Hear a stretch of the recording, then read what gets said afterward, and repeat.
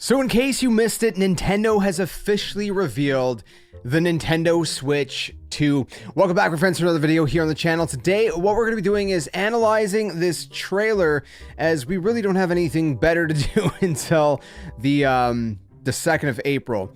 Now, the 2nd of April is when we're going to be getting the official Nintendo Switch 2 Nintendo Direct presentation, and it's going to be exciting. But that's still like 10-ish weeks, if I'm doing my math right, away. Now, judging by the math, what people are kind of estimating, we had the original Switch revealed in October. By January, we had a presentation. By March, we had the release. Now, that's about 5 months out from the reveal trailer. If that's to be the same kind of time frame, well, the rumor that's been going around, that was going around before this was revealed, saying that, hey, this is gonna, Nintendo's gonna drop a reveal trailer on Thursday, and lo and behold, they did. The same people said, oh, this thing is gonna come out in June. At least that's what they were hinting at. So if that's true, that actually falls perfectly in timeline with the same thing with the Switch, where it was like reveal trailer, and like 5 months later, we had the actual console come out. And about 3 months after the trailer, we would have the presentation.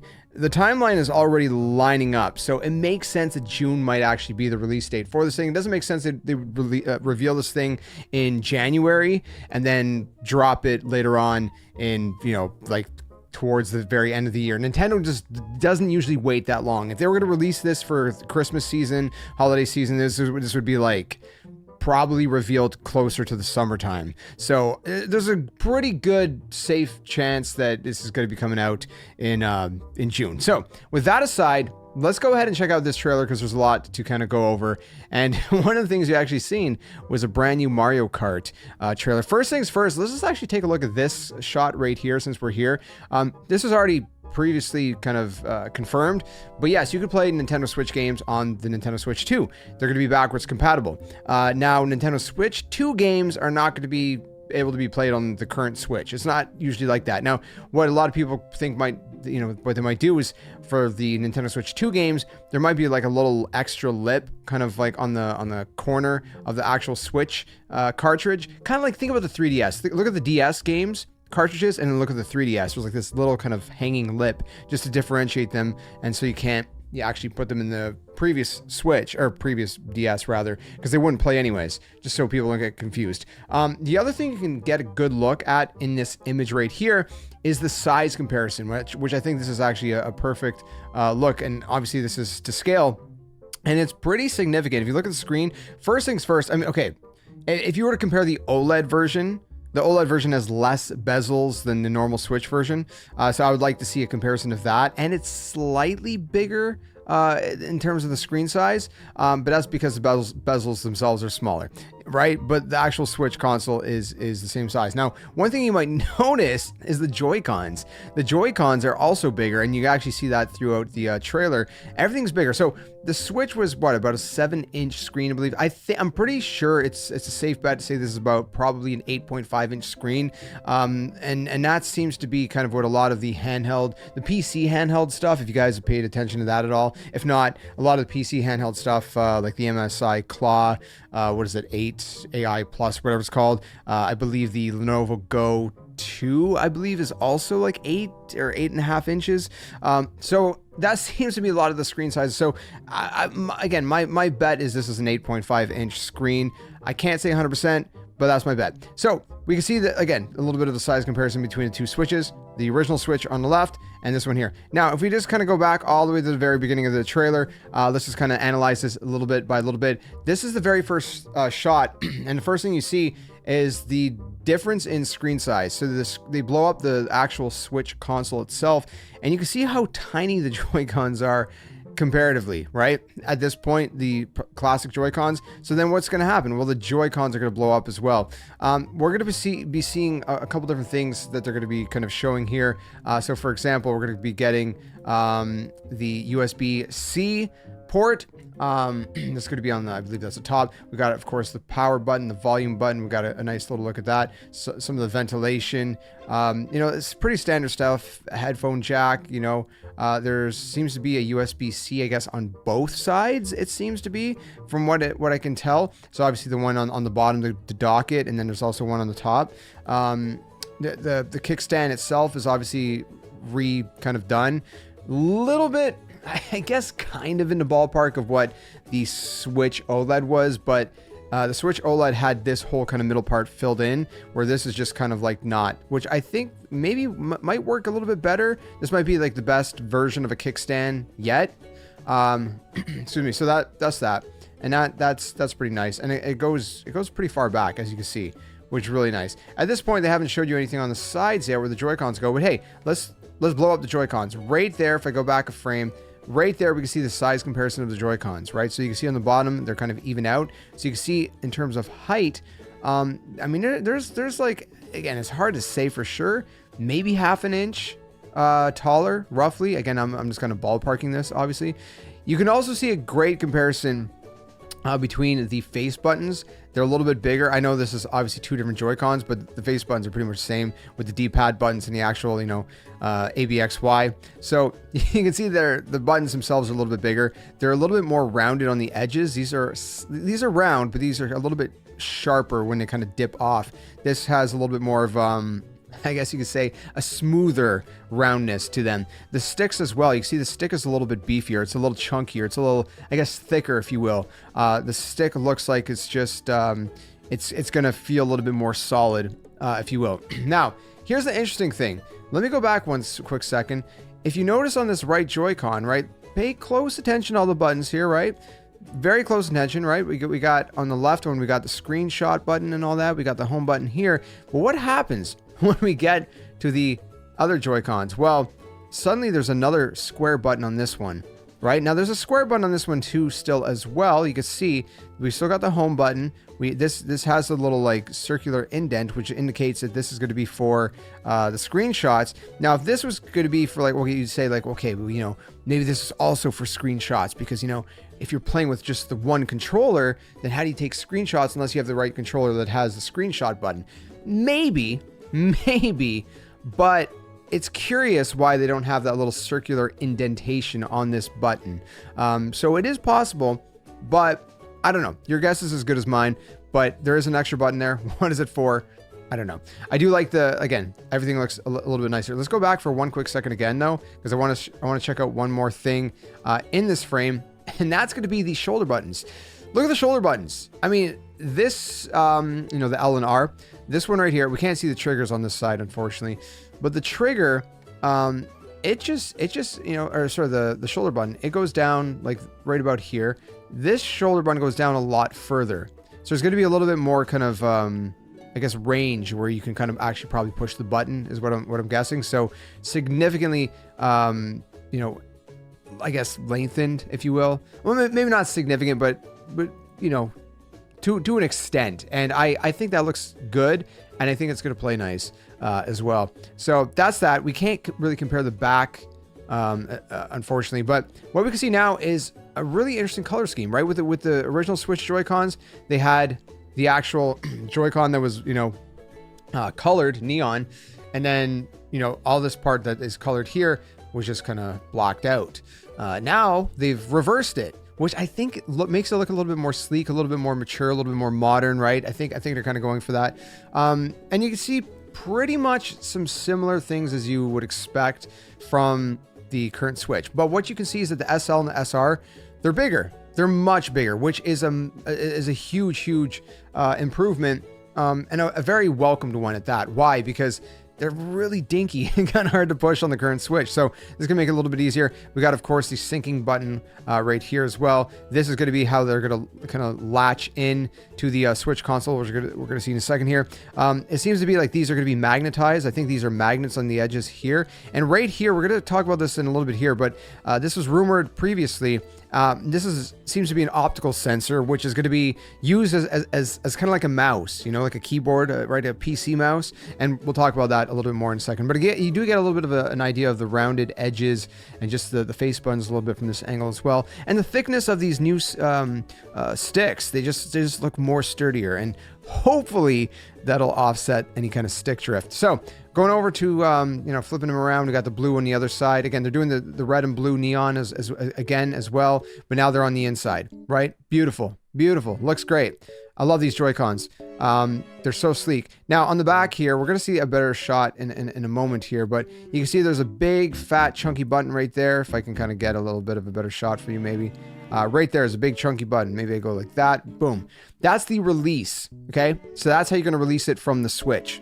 A little bit easier because right now on the current Joy-Cons, it's a little tiny dinky kind of circular button. You're just going to push this. It's going to, I guess, release the magnetization or whatever, or however it's going to work. You're just going to pop out.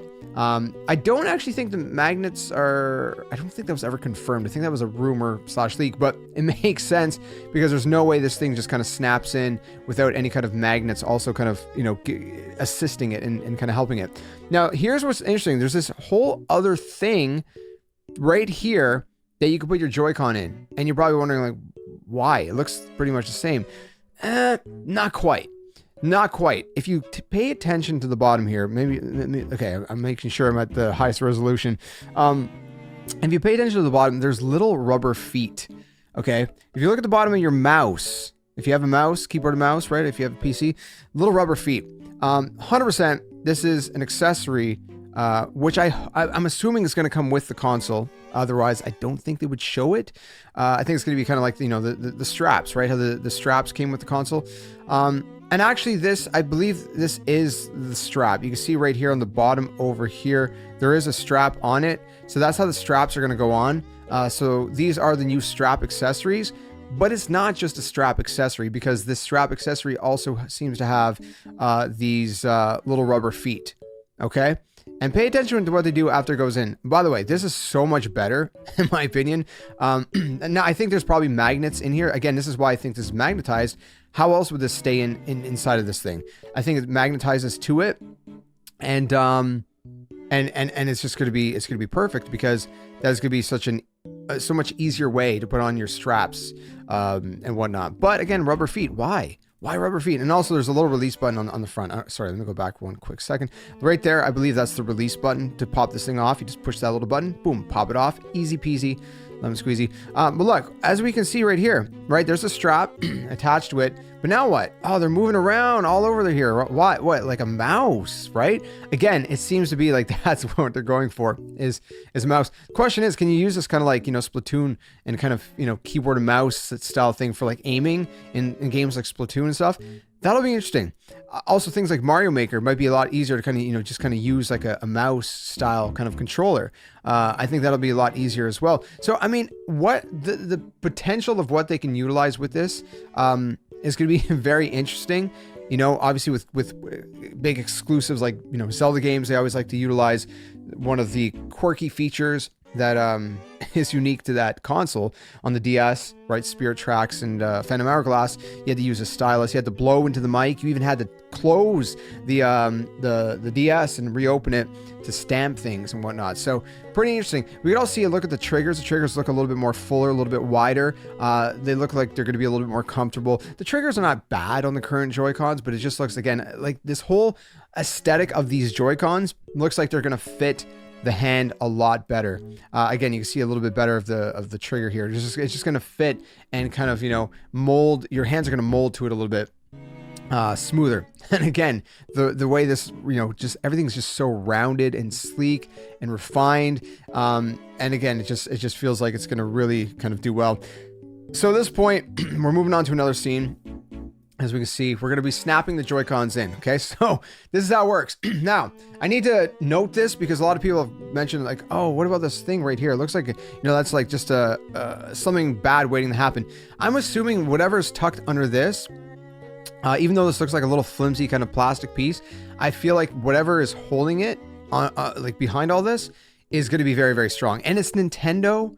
I mean, you know, time and time again, people have said, you know, oh, this is not going to work. It's not going to work.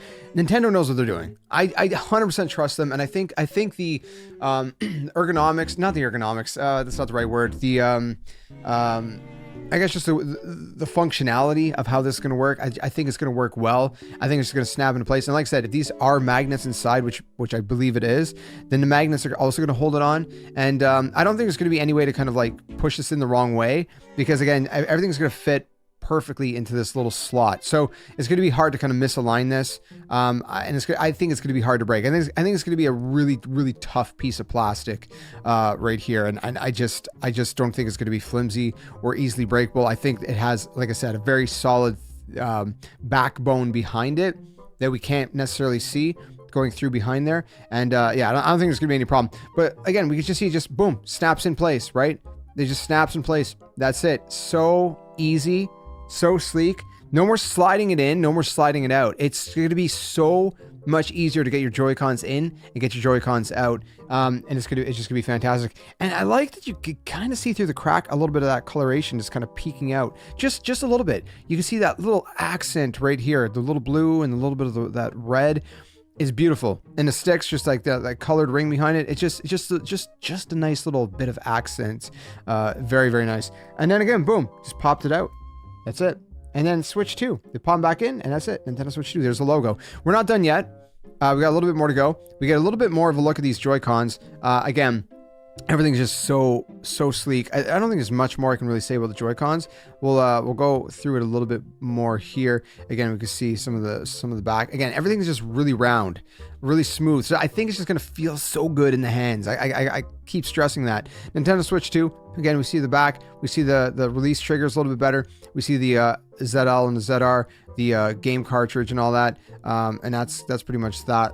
In terms of all that, we get a look at the front. Now, this is brand new. This is not related to the Switch exactly, but we're analyzing the actual Switch trailer. This is a brand new Mario Kart. I wasn't sure at first, but then I mentioned in my reaction. I mentioned later on in my reaction, for those who watched long enough to find out, I said, yeah, you know what? This is a new Mario Kart. And then after examining at the end, we find out more and more and more. Pay attention to this guy right here, Donkey Kong, riding on a red cart, but everything's new. I need to go back one quick second here. If you count the spaces here, 1, 2, 3, 4, 5, 6, 12, 18, 24. We have 24 racers that it seems like it's going to be. So I think instead of your 12, I think we're going to be able to have larger races. We know we've been wondering how you're going to innovate in Mario Kart, especially Mario Kart 8 Deluxe. I think one of the ways is going to be bigger and better. Everything's going to be bigger and better. We're going to have up to 24 racers. And this map looks huge if you pay attention. It looks massive. I need to go back for one quick second again.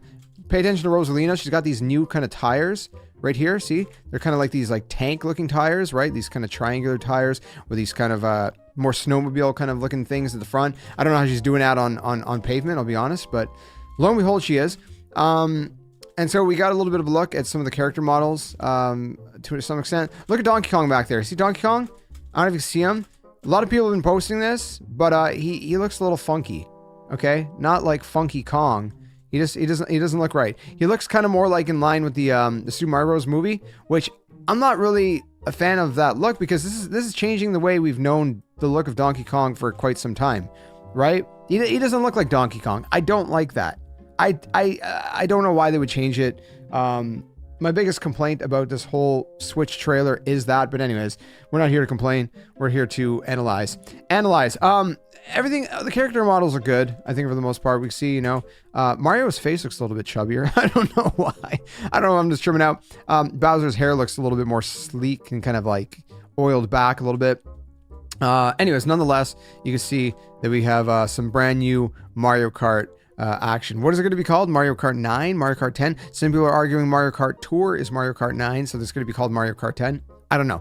We got our first look at the dock. The dock is sleek. It is beautiful. It is rounded edges now. It has the big Nintendo Switch 2 logo in the front.